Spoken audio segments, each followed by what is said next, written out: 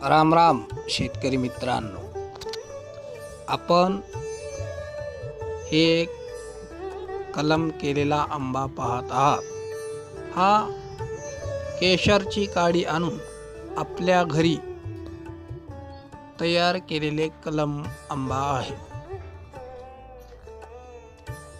आता मित्रांनो पाहू शकता तुम्ही, हे खाली